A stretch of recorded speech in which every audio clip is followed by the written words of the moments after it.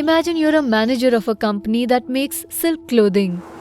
The machinery in which you have invested and maintained over the years helps your employees create a steady stream of high quality products for your customers.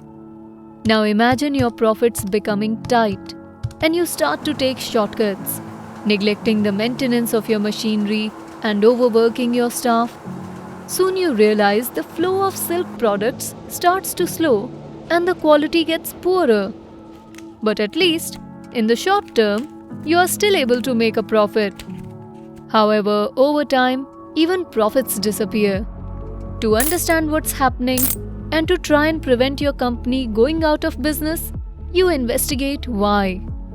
You find the evidence in your company accounts, in your balance sheets and profit and loss statements. Now try thinking about nature in the same way.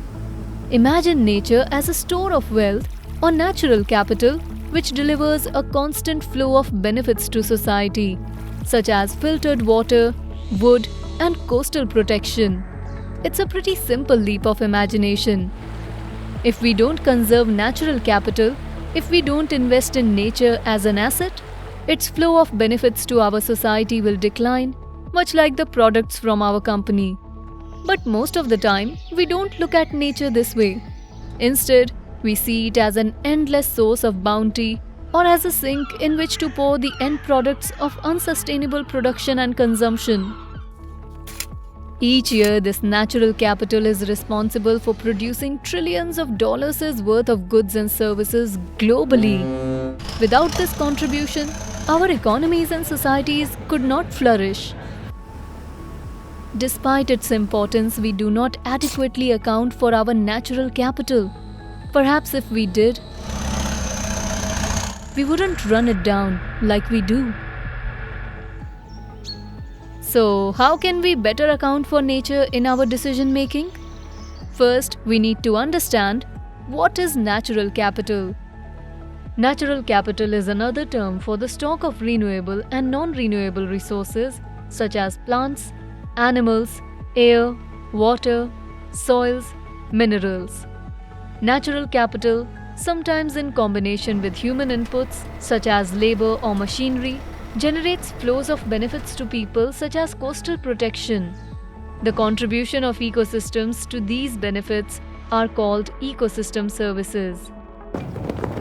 Through a global process led by the United Nations, the System of Environmental Economic Accounting, or the SEA, is the statistical framework in support of natural capital accounting.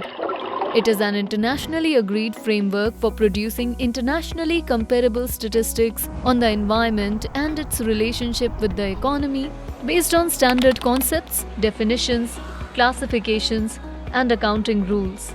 So, what does the SEA allow us to measure? The SEA consists of accounts compiled in physical and monetary units.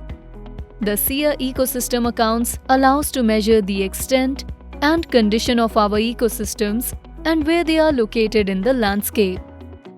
The SEA also measures the ecosystem services provided by the ecosystems as well as who benefits from them. This makes the contributions of nature to well-being visible.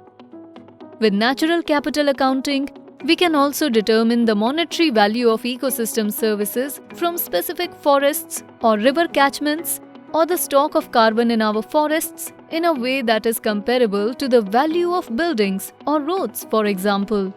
This is vital to mainstream ecosystems and biodiversity in economic decision making.